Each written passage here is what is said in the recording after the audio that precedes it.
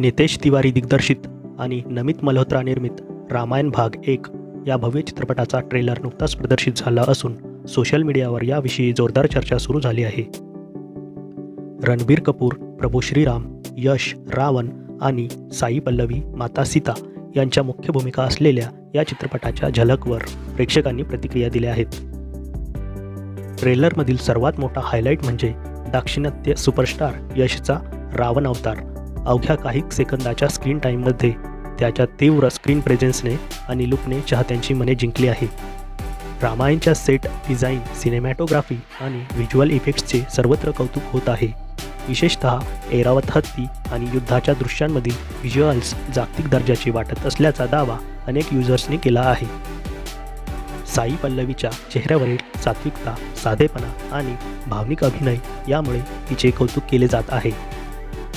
Hence झिमर आणि भारतीय संगीतकारांच्या जुगलबंदीतून तयार झालेले पार्श्वसंगीत प्रेक्षकांना भुरळ पाडत आहे. प्रभू श्रीरामांच्या भूमिकेत रणबीर कपूरच्या संवादांवर आणि लुकवर सोशल मीडियावर संमिश्र प्रतिक्रिया उमटल्या आहेत.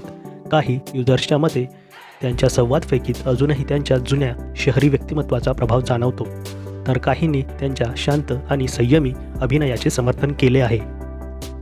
जरी बहुतांश व्हिज्युअल्स उत्तम असले तरी कुंभकर्ण आणि राक्षसांच्या सीन्समध्ये ग्राफिक्स काहीसे कार्टूनिश किंवा पाश्चात्य शैलीचे वाटत असल्याचे मत काहींनी व्यक्त केले आहे. हनुमानांची अनुपस्थिती, ट्रेलरमध्ये सनी देओलच्या हनुमान या पात्राची किंवा वानर सेनेची कोणतीही झलक न दाखवल्यामुळे अनेक प्रेक्षक आणि चाहते नाराज झाले असून त्यांनी याबद्दल प्रश्न उपस्थित केले आहेत. एकंदर चित्रपटाची भव्यता आणि यशचा अभिनय यामुळे प्रेक्षकांमध्ये प्रचंड उत्सुकता निर्माण झाली आहे. मात्र मोठ्या बजेटमुळे वाढलेल्या अपेक्षा पूर्ण करण्याचे आणि श्रीरामांच्या भूमिकेबाबत निर्माण झालेल्या शंका दूर करण्याचे आव्हान दिग्दर्शक नितेश तिवारी यांच्यासमोर असणार आहे.